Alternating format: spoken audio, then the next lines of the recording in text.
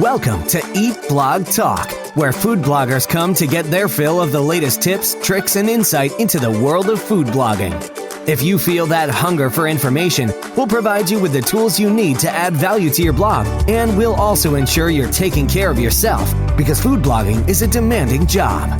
Now, please welcome your host, Megan Porta. Food bloggers, what is up? I hope your summer is going awesome. By the time this episode gets scheduled published, it will be, I believe, mid-July. So I hope you're having a great July. I am currently, at the time of this recording, getting ready for vacation at the end-ish, middle-ish of June. And for that reason, I am going to attempt not to edit this episode at all. So we'll see how it goes. I may have some flubs here and there, so bear with me. Today, I'm going to record this solo episode, and I want to talk about discipline and consistency and what can happen when we implement both of these things into our businesses and our lives and the magic that can come from it. This is a topic that I love thinking about and talking about.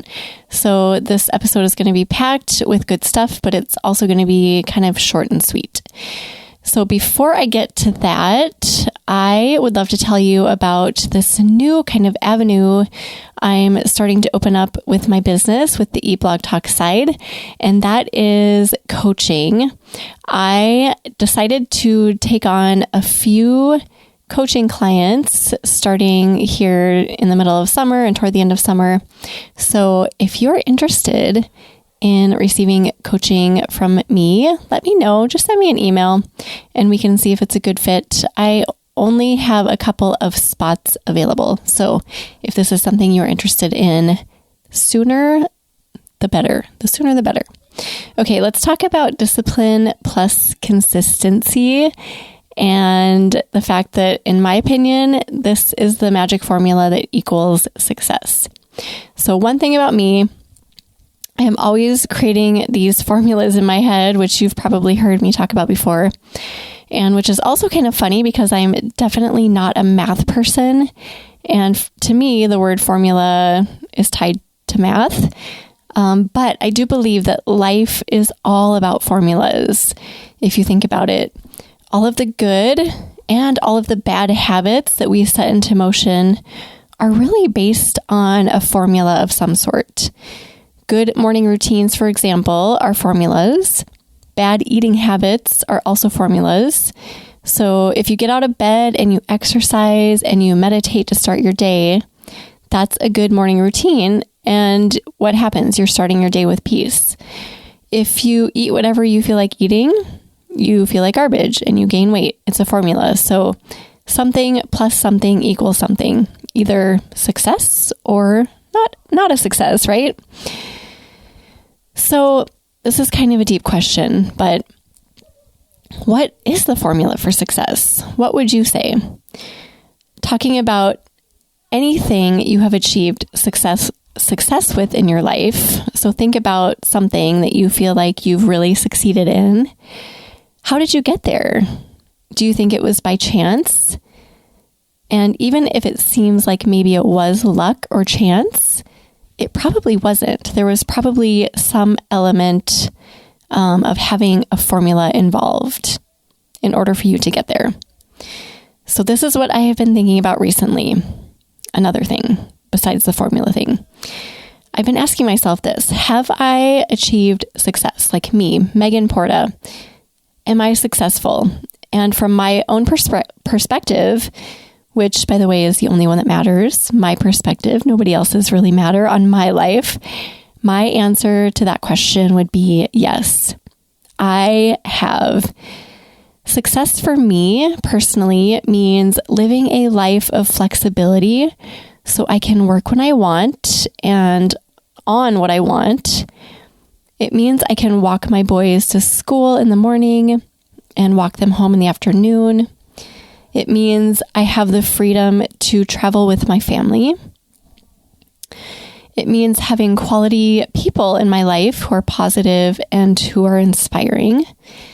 It means having good habits, a good marriage, good relationships with my friends, and enjoying evenings in my yard with my family, and I don't know, doing things like being able to jump on the trampoline with my boys or swing with my boys or go for a walk with my boys. All of that is success to me.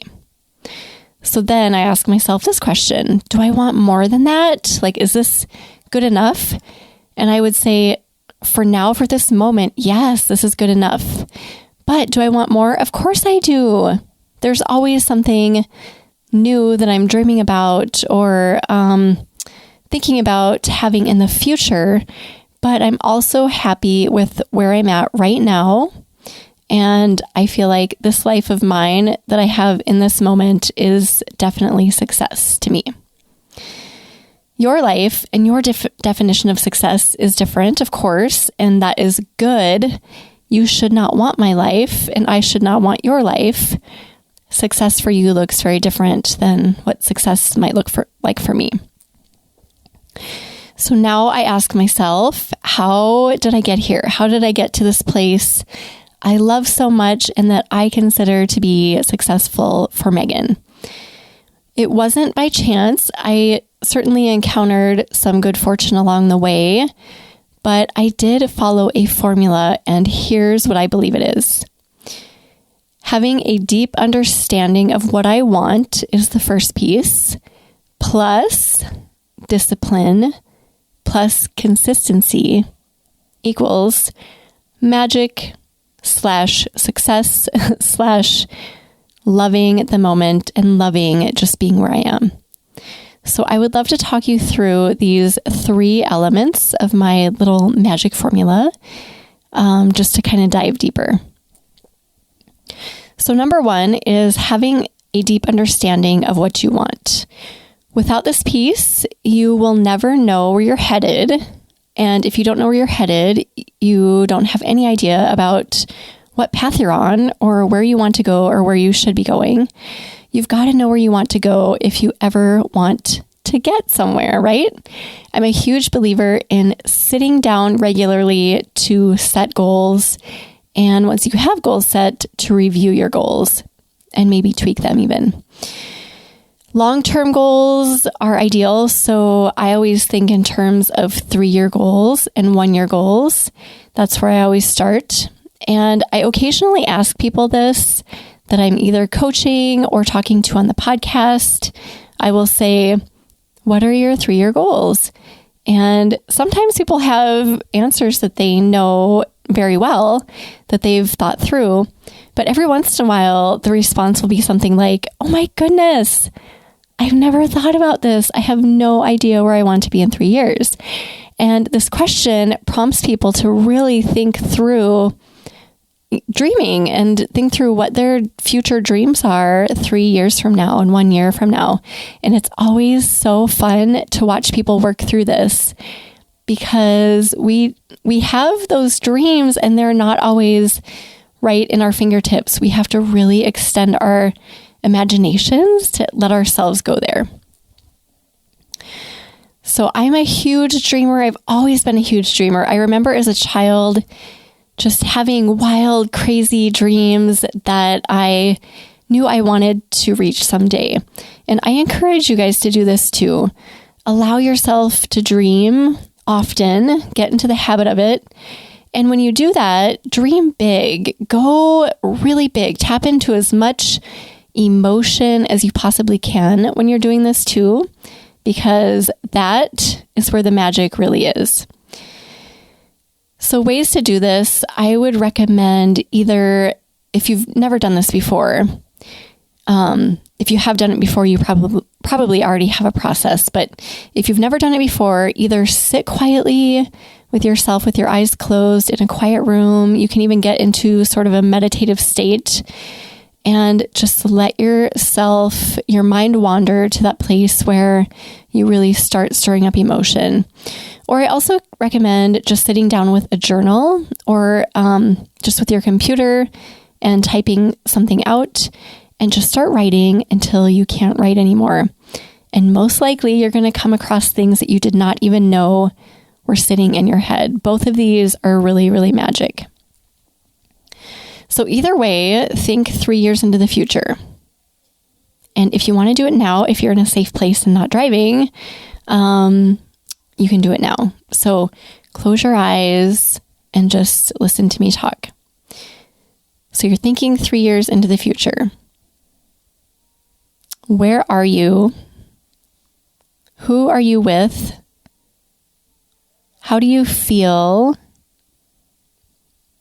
How are you spending your time? And really think about what the essence of your situation is. Is there peace surrounding you? Is it simple? Is there simplicity? Is it light or dark? Or maybe beachy? Maybe you can smell something that is really desirable.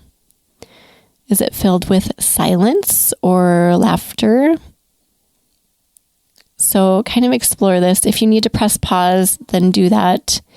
And if you go the writing route, just kind of explore that same thing, thinking ahead into the future. So once you have kind of defined where you're at and what the essence is, take note of that and maybe take some time to go write it down and just come back to this place when you need to, because you're going to want to explore it more. This is the place you want to go when you are dreaming. Repeat this until you're just really, really clear about what that place is. And the more you do it, the clearer it will become and the easier this process will be. And then before you know it, you're going to have this really clear picture of what your dreams are and who's in your dreams and how they smell and taste and feel. So I would recommend doing this for a handful of days at least, if not over the course of a few weeks, until you get a really clear picture in your mind of what those future dreams and feelings and details are. And having a strong, positive emotional response is really important. It is super important that that strong response is tied to your dreams, because that is what is going to propel you forward and help you to take action. The stronger your desires and your emotions are, the more quickly success, whatever that means to you, is going to come. If you try to skip over this part of the equation, you will not follow through with the next step. So this is a really important part. If you have never done this before, I really encourage you to do it. Not only is it fun, just dreaming about your future world and the reality you want for yourself and your family, maybe. It's really fun. So in the show notes, I'm going to link to an article that I wrote a few years ago that is on the Eat Blog Talk website, and it's about how to trigger positive emotion. So if you find this process really hard, go read some of those ideas and you will be able to find some other ways to tap into it outside of just sitting quietly and writing. Okay, now we're going to move on to number 2, the second part of the equation, which is discipline. So now you have a very clear understanding about what you want. Now you need to figure out what steps you need to take that will move you closer to that end goal. So how do you figure this out? Well, you know your end goal, and then you work backward and you create guideposts for yourself. You set goals that you can take action on every month. Oh, let's even start further out, every quarter, and then every month, every week, and every day. This will move you closer to attaining that future freedom. And this is where you tap into that magic word known as discipline. So discipline is, I looked this up. I think this is from dictionary.com, I believe. Quote, activity, exercise, or a regimen that develops or improves a skill. And it's also known as a training, end quote. So if you look back through history, all of the success stories, the ones we read about, the people who have just done mind-blowing things and achieved such great results. People like Thomas Edison and all of those other inventors and amazingly smart, successful, and accomplished individuals. All of those stories involve people who are highly disciplined, every single one of them. Any person on this planet who has accomplished great things has had the quality of being disciplined. So in our terms, what does discipline look like? This is just put really simply. I would consider it to be something that involves taking action, also resisting temptation, or maybe even avoiding temptation completely, and prioritizing and protecting the important things, knowing what those things are, and then following through with them. The last part of the equation is my favorite part. It is consistency, or you could also call this persistence. I love both of those words. So we have knowing where you want to go. That is a super important piece. Being disciplined is also super important. But consistency is kind of the glue that brings all of this together. If you are in touch with your future goals and you are disciplined some of the time, then what's going to happen? You might eventually reach those goals, but who knows when or if it'll happen. If you add consistency to the mix, though, you are certain to get there via the fastest route possible. I've talked about just this piece of the equation before on this podcast a couple of times, and I just love this concept of doing one small thing repeatedly in order to achieve really big results. To me, it's the coolest concept because it doesn't require you to do a ton of things at once. A series of really small steps repeated on a consistent basis can add up to monumental results. I always think of that quote from Shawshank Redemption after everyone realizes that Andy Dufresne had managed to create this crazy tunnel from his prison cell in order to escape from prison using nothing but a rock hammer. And the quote goes like this: "That's all it really takes, pressure and time." I love that quote. I've always loved that quote. I've always been drawn to it. But the whole concept is that creating a tunnel long enough to escape from prison with a tiny rock hammer seems like an overwhelmingly monumental task. But when you chip away at it, little by little, every single day, you can do it. It's totally doable. It's feasible. And I mean, I know it's a movie, but Andy did it. So when you apply discipline and consistency to any task or goal or dream that you would like to achieve, it will get done. Nothing will help you achieve your goals more quickly than when you take the steps you know you need to take and you do it consistently, no matter what. Also, just to point out that a byproduct of being disciplined and consistent is that you create habits. After a while, you move into autopilot mode and you're doing the things that are helping you move closer to your goals with much less effort. And after even more time, you're doing those things with ease, which is also a cool concept. So something that starts out really difficult when done consistently is less difficult, and when done even more consistently is actually easy. Love that. So this is such a simple concept, and it's taken me less than 20 minutes to talk through it, but it's not easy to do, right? I mean, we can talk through this and say, oh yes, this plus this equals success, but actually putting it into action is another story. But I'm going to recap really quick. So step 1, use that emotion to get in touch with what you really want and to figure out what your most cherished dreams are. Step 2, work backward from those dreams to create clear next steps and commit to taking action. And step 3, show up and do those things that you need to do consistently over and over and over and over. Don't stop. Keep moving one little step at a time. And all of that together is success, whatever success is to you. So I'm curious now, which part of that equation do you struggle with most? Is there one piece that comes really easily for you or that is really difficult for you to master? I would love to know. Reach out to me and let me know.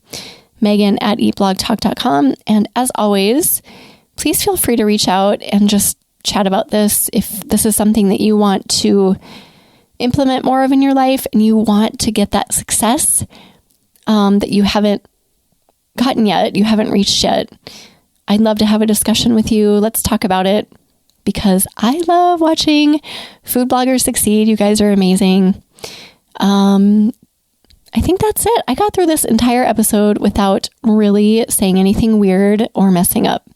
So I'm just going to run with it, publish as it is. Thank you for bearing with me. Again, I hope your summer is going great. You guys are amazing and you inspire me every single day. So thanks for listening, food bloggers. I'll see you next time. We're glad you could join us on this episode of Eat Blog Talk. For more resources based on today's discussion, as well as show notes and an opportunity to be on a future episode of the show, be sure to head to eatblogtalk.com. If you feel that hunger for information, we'll be here to feed you on Eat Blog Talk.